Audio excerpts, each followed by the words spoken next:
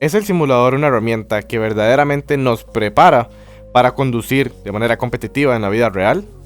¿Podemos confiar en todos esos aprendizajes que ganamos en el simulador? Vamos a responder estas preguntas y algunos conceptos que son importantes comprender para realmente entender qué es lo que pasa en nuestro cerebro cuando estamos aprendiendo a conducir, cuando ya aprendimos a conducir y cuando nos toca adaptar ese conocimiento que ya tenemos.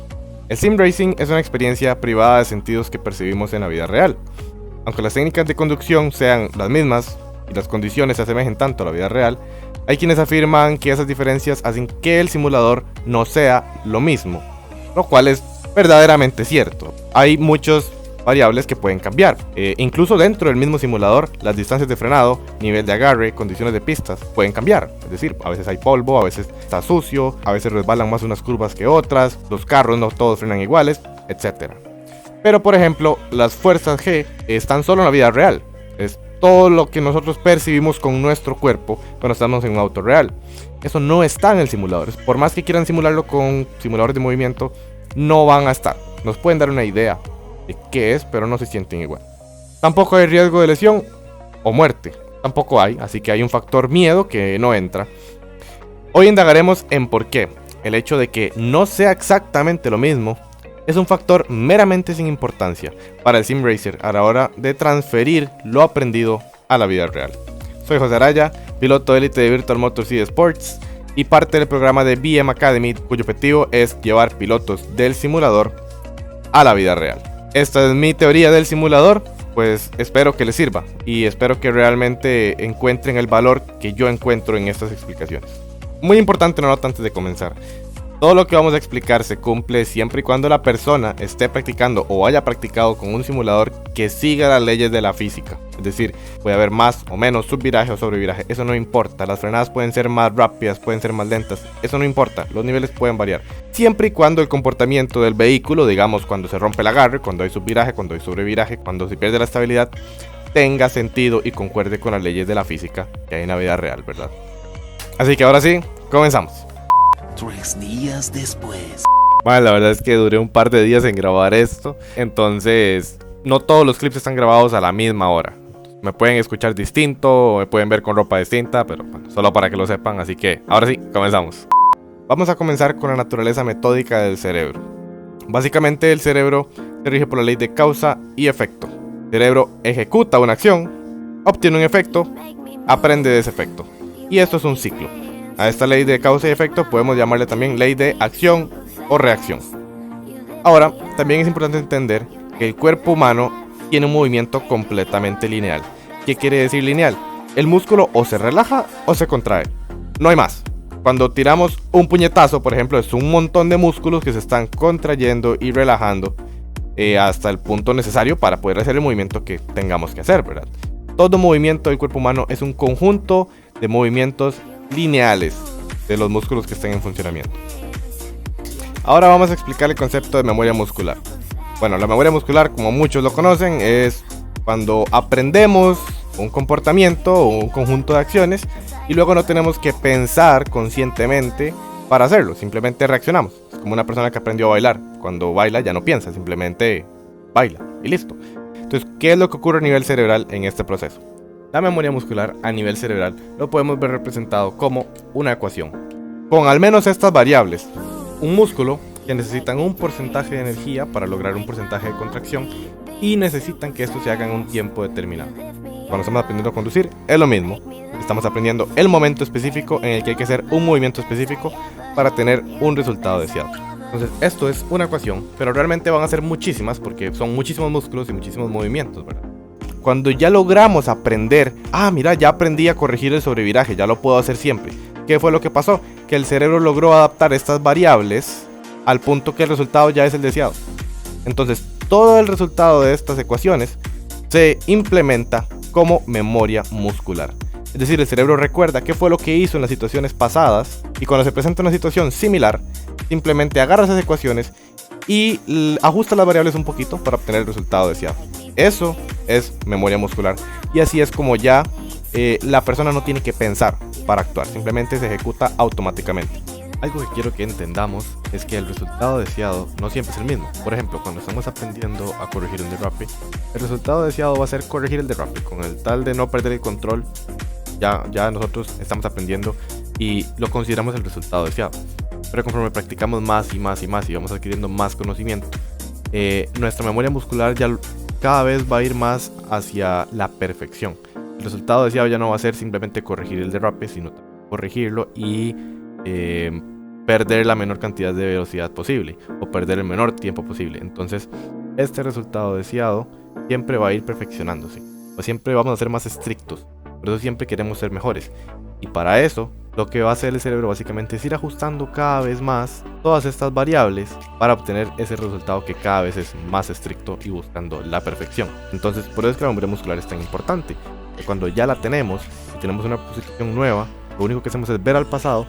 Dentro de nuestra memoria muscular toda esa información, tomamos esas ecuaciones, mantenemos el mismo esquema de acción, simplemente se ajusta la intensidad de cada una de estas variables. La memoria muscular vamos a verla representada como la letra M para ecuaciones que vamos a ver más adelante. Tenemos también que todos los movimientos que podemos ejecutar nosotros como piloto dentro de un auto son movimientos completamente lineales. ¿Recuerdan que les dije que el movimiento del cuerpo humano es lineal? Siempre. Bueno, dentro de un vehículo es exactamente lo mismo. ¿Por qué? Porque el acelerador va de 0 a 100, el freno de 0 a 100, clutch también, freno de mano. Bueno, las marchas digamos que de 0 a 100 encendido apagado. El volante va de menos 100% a más 100%. Y por acá puse las revoluciones y el torque porque, bueno, si bien es una consecuencia de lo que nosotros hagamos acá, en qué marcha vayamos, de acelerador, freno, etc., es algo que todo buen piloto siempre está consciente de. A todo este conjunto de acciones que nosotros como piloto ejecutemos, le vamos a llamar acción. Cuando ejecutemos un conjunto de acciones, por ley de acción y reacción, vamos a tener un resultado deseado Y o un resultado no deseado menos Y. Bueno, así lo vamos a interpretar en este momento. Entonces, cuando el resultado es el deseado, esto se va a integrar a la memoria muscular, como les mencioné anteriormente. Cuando el resultado no es el deseado, bueno, seguimos en el proceso de aprendizaje en el que básicamente adaptamos las acciones dentro de este mismo rango de acción lineal hasta obtener el resultado deseado Y para luego implementarlo en la memoria muscular, como ya lo acabo de mencionar. ¿Cómo funciona el cerebro del piloto virtual versus el cerebro del piloto real? Sabemos que los estímulos y sensaciones percibidas durante la conducción es lo que nos determina la forma de accionar y reaccionar. Entonces, ¿cuáles son estos estímulos? Bueno, básicamente lo que podamos percibir con nuestros 5 sentidos. En este caso, la vista, el sonido, el tacto. Dentro del tacto también entran las fuerzas G, que tal vez lo sentimos con el cuerpo, ¿verdad? Estos primeros 3 los percibimos tanto en el simulador como en la vida real. Pero la fuerza G, que lo tenemos con el número 4, solo se siente en la vida real, que es lo que nos permite sentir las transferencias de peso, la pérdida de tracción, la fricción de los neumáticos, el movimiento de suspensión, choques, saltos, todo esto. Entonces, tenemos que nosotros reaccionamos y accionamos en base a lo que percibimos, ¿verdad? Acá abajo tenemos que entonces 1, 2 y 3 son estímulos percibidos tanto en simulador como en la vida real, mientras que el número 4 es un estímulo percibido únicamente en la vida real. Tenemos que M va a representar memoria muscular, X la acción o conjunto de acciones y Y el resultado deseado. Entonces, la ecuación que básicamente ejecuta el cerebro del piloto virtual es básicamente esta. Vamos a percibir estímulo 1, estímulo 2 y estímulo 3. Cuando nosotros aprendimos e integramos nuestra memoria muscular, lo hicimos basado en lo que percibíamos, que era el estímulo 1, 2 y 3. Por lo tanto, para que nuestra memoria muscular se active, necesita percibir al menos el estímulo 1, 2 y 3. En ese momento se activa la memoria muscular y se ejecuta el conjunto de acciones que nos va a llevar al resultado deseado. Pero en la vida real, ¿qué pasa? El piloto real, cuando aprendió e integró su memoria muscular, lo hizo basándose en la percepción de estos 4 estímulos. Por tanto, para que su memoria muscular se active, necesita percibir al menos estímulo 1, 2, 3 y 4. En ese momento se activa su memoria muscular y ejecuta un conjunto de acciones y obtiene el resultado deseado. Recuerden que esta ejecución de acciones es completamente inconsciente, ¿verdad? Ya esto es cuando el aprendizaje ya se hizo, la información ya se tiene. Entonces, ¿puede el piloto virtual pasar a la realidad sin problema? Sí, porque la memoria muscular del piloto virtual se forjó a través de percibir estos primeros 3 estímulos. Y acá los tenemos. Por tanto, con solo percibir el estímulo número 1, 2 y 3, la memoria muscular del piloto virtual se activa y ejecuta el conjunto de acciones de forma inconsciente. Ahora, ¿por qué es que al piloto real le cuesta tanto cuando pasa a un simulador? Bueno, porque su memoria muscular se forjó percibiendo todos estos 4 estímulos. Entonces, cuando llega al simulador y solo percibe estímulo 1, 2 y 3, algo no tiene sentido. Realmente lo que pasa es que el piloto real, cuando llega al simulador, no hace las acciones que tiene que hacer, aunque las conoce. ¿Pero por qué no las hace? Porque no percibe el estímulo número 4. Entonces su memoria muscular no se despierta y por tanto no ejecuta las acciones correctas. Básicamente eso que no tiene sentido es que recuerden que para nosotros una experiencia pasada, digamos, lo envolvemos como un todo, como un cúmulo de todas esas sensaciones y percepciones que tuvimos. Pero el cerebro lo ve como variables por aparte. Entonces, cuando el cerebro del piloto real se acostumbró a sentir la fuerza G, es como que el piloto real sabe lo que es corregir un derrape, digamos. O sea, entonces, en el momento que derrape en el simulador, el cerebro lo que hace es ver hacia atrás y buscar una situación similar. Eso es lo necesario para que la memoria muscular despierte. Pero cuando el cerebro ve hacia atrás, lo que se encuentra es un montón de experiencias que no son iguales, ni son similares. ¿Por qué? Porque no está ese cuarto estímulo, que es la fuerza G. Para el cerebro entonces ya la situación no es lo mismo. Básicamente el cerebro en ese momento dice, no, nunca he vivido nada similar a esto. Entonces no despierta la memoria muscular. En cambio en el Sim Racer sí he vivido una experiencia similar a esto. ¿Por qué? Porque tengo estímulo 1, 2 y 3 y en la vida real le pasa lo mismo. Sí he vivido una situación similar a esta. ¿Por qué? Porque tengo estímulo 1, 2 y 3. Y aparte tengo uno nuevo que pues me aporta información nada más. Eso es realmente lo que pasa en este proceso de despertar la memoria muscular y reaccionar de forma inconsciente. Es por eso que el piloto real le cuesta tanto pasar al simulador y el piloto virtual no tiene realmente problema con pasar al mundo real. ¿Qué es la adaptación? ¿A qué le llamamos adaptarnos realmente? ¿Qué es lo que sucede a nivel cerebral cuando nos adaptamos? Bueno, la adaptación es cuando nos basamos en la información de nuestra memoria muscular y ajustamos la intensidad de nuestras acciones de acuerdo a los estímulos percibidos. Tenemos por aquí que un piloto con mucho conocimiento, cuando comete un error, por lo general sí ejecutó la acción correcta, pero no con la intensidad necesaria. Eso quiere decir que el esquema de acción siempre se mantiene, tanto para un piloto real como para un piloto virtual, siempre y cuando ya haya aprendido a ejecutar, digamos, esta acción. Por ejemplo, si el piloto ya sabe derrapar, entonces cuando comete un error derrapando no es porque no hizo la acción correcta, no, es porque no hizo la intensidad necesaria en la acción. Es decir, tal vez le faltó gas, tal vez le faltó freno. Ya él iba frenando o ya iba acelerando, pero faltó un poquito más o un poquito menos. Entonces, de acuerdo a lo que nosotros percibimos, es que vamos a ir ajustando la intensidad de nuestras acciones. Por eso es que funciona también para un piloto virtual a la hora de pasar a la vida real, porque ya conoce el esquema de acciones. Es decir, cuando se topa una situación, ya sabe qué hacer. Simplemente va a sentir el vehículo, ver cómo se comporta. Y bueno, si se comporta igual que un auto que ya ha conducido, entonces va a ser muy rápido. Y es un poco distinto, pues simplemente va a ir ajustando la intensidad de sus acciones. Que si subiera mucho, entonces soltamos un poquito de gas. Que si derrapa mucho, entonces somos menos bruscos en la entrada de la curva. Cosas que el piloto ya conoce. Es el mismo esquema de acción, pero simplemente ajustamos la intensidad de nuestras acciones. Un piloto que haya experimentado más veces una situación similar y haya tenido éxito en esta, tiene más posibilidades de tener éxito cuando se presente una nueva situación con estímulos parecidos. ¿Qué quiere decir esto? Bueno, que la práctica es el maestro. Algo importante también es que una persona que no ha aprendido no puede adaptarse. No va a decir, tenés un Ford Fiesta R5, préstamelo y yo me adapto. En 5 minutos, 10 minutos me adapto. No se puede adaptar, no se puede acostumbrar a algo que no conoce, que no entiende. Para adaptarse a algo, primero hay que comprender realmente el esquema de acción que vamos a ejecutar. Entonces, primero siempre aprender, y ya luego de que aprendemos es adaptarse. Pero ese proceso de adaptación también se puede ver como un proceso interminable de aprendizaje. Conclusiones.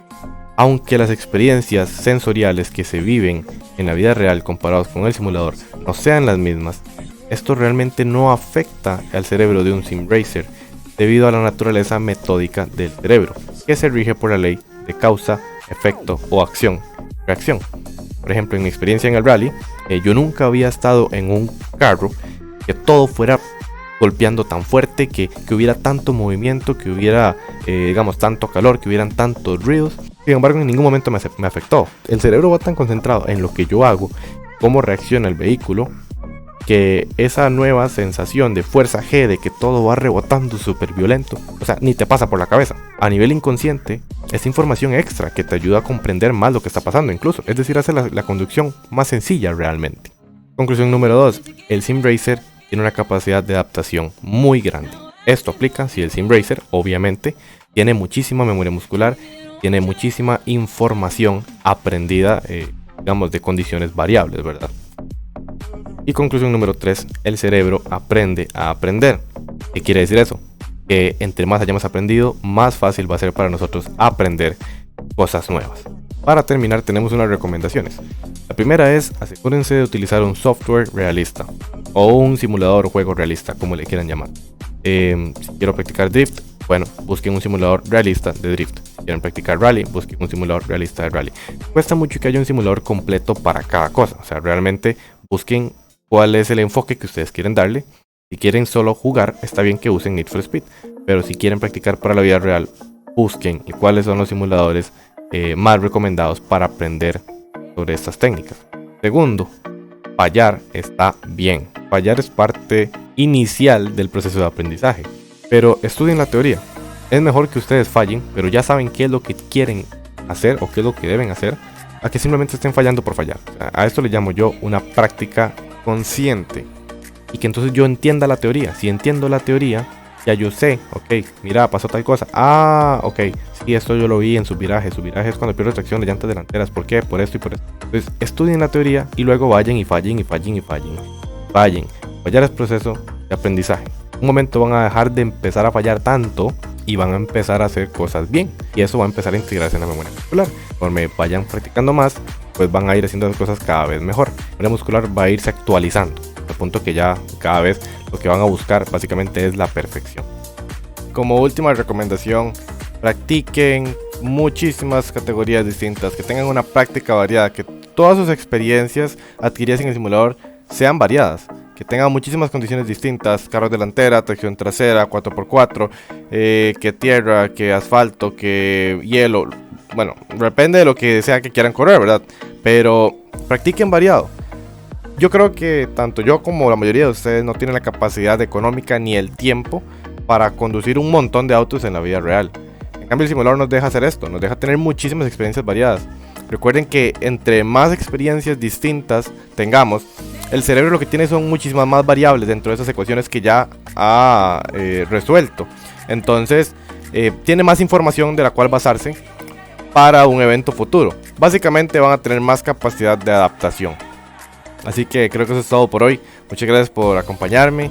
Me gustaría saber qué opinan al respecto. Si tienen alguna duda, si pueden aportar algo, bienvenido. Escríbanlo por acá. Y bueno, espero de verdad poder aportar a la comunidad de Sim Racing de alguna u otra manera. Entonces, nada, esta es mi presentación y espero que les haya gustado. Buena vida.